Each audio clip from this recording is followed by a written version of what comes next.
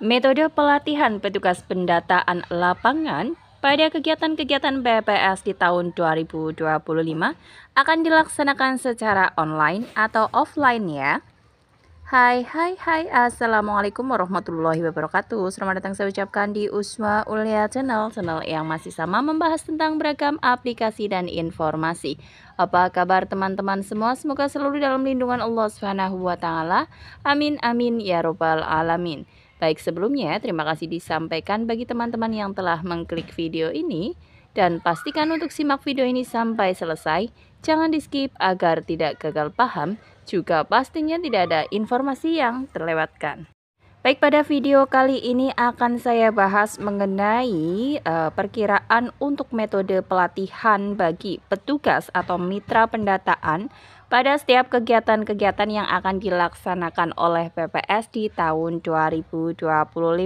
Metode yang dimaksud bagaimana? Apakah secara online atau hibrid atau campuran ya, ataukah offline? Baik, langsung saja kita bahas bersama. Jadi sebagai informasi untuk teman-teman sekalian, untuk kegiatan pelatihan bagi petugas di tahun 2024 ada beberapa metode yang digunakan oleh PPS. Dan kebanyakan itu, tidak kebanyakan, beberapa ada yang memang memadukan antara pelatihan secara online dan juga offline.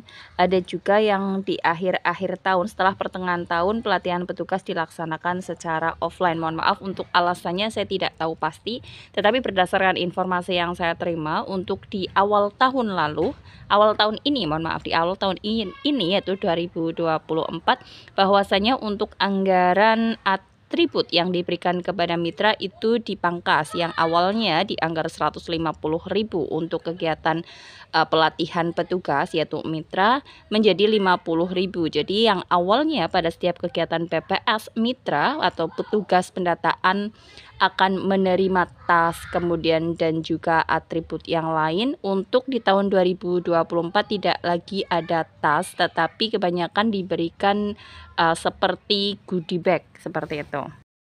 Untuk di tahun 2024 ada beberapa kegiatan yang memadukan antara pelatihan secara online dan juga offline, artinya hibrid. Contohnya yaitu kegiatan Susenas Maret, Sakernas Februari, kemudian juga kegiatan Podes di bulan Mei, juga memadukan antara pelatihan secara online dan offline. Kemudian untuk updating direktori usaha perusahaan dilakukan secara offline semuanya. Kemudian Sakernas Agustus juga dilaksanakan secara offline. Susenas MSBP di bulan September, untuk kegiatan bulan September juga dilakukan secara offline. Dan untuk kegiatan-kegiatan lain yang tidak saya sebutkan, ada juga yang memang dilakukan secara hibrid, yaitu perpaduan antara offline dan online. Dan juga ada yang memang murni menggunakan metode pelatihan secara offline.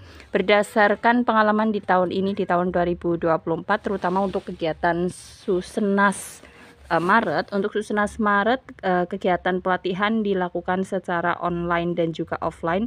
Banyak sekali petugas yang tidak begitu memahami konsep dan definisi untuk kegiatan tersebut, sehingga pada saat kegiatan pelatihan offline ada perpanjangan waktu untuk memantapkan lagi konsep dan definisi bagi para petugas di.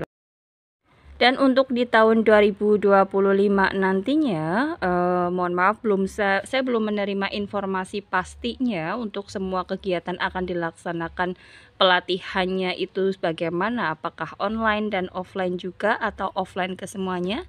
Saya belum mengetahui informasi secara detailnya, tapi satu yang sudah saya ketahui, untuk pelatihan petugas SNLIK atau SNLIK yang kegiatannya akan dilaksanakan di bulan Januari sampai dengan Februari. Untuk kegiatan pelatihan petugas SNLIK itu sendiri dilakukan secara offline, karena sebagai informasi untuk pelatihan petugas SNLIK itu diplot per provinsi. Jadi dalam satu provinsi ada gabungan dari beberapa kabupaten atau kota yang menjadi sampel pelaksanaan kegiatan ini, kemudian ditentukan di oleh provinsi, PPS provinsi ditentukan tempat untuk pelaksanaan pelatihan petugas di suatu tempat, maka disitulah tempat untuk pelatihan secara offline atau tatap muka dilakukan bagi petugas SNLIC. Tapi mohon maaf untuk kegiatan yang lain apakah akan dilaksanakan secara online atau offline saya belum bisa menyampaikan, tapi satu yang pasti untuk kegiatan SNLIK atau SNLIC ini pelatihan petugasnya akan dilaksanakan secara offline. Kemudian atribut yang akan diberikan belum mengetahui juga. Nanti pastinya jika ada informasi terbaru mengenai hal-hal tersebut akan saya informasikan kepada teman-teman. Dan demikian yang dapat disampaikan untuk pembahasan kali ini. Bagaimana untuk pendapat teman-teman? Lebih menyukai atau prefer yang mana untuk kegiatan pelatihan petugasnya? Apakah lebih baik dilaksanakan secara online ataukah offline? Dan sebagai informasi untuk teman-teman, jika ada pelatihan secara online, teman-teman akan diberi pulsa untuk menunjang pelaksanaan pelatihan untuk pembelian paket data ya maksudnya. Dan apabila pelatihan secara offline biasanya teman-teman akan diberi uang saku pelatihan dan ditambah juga dengan uang transportasi.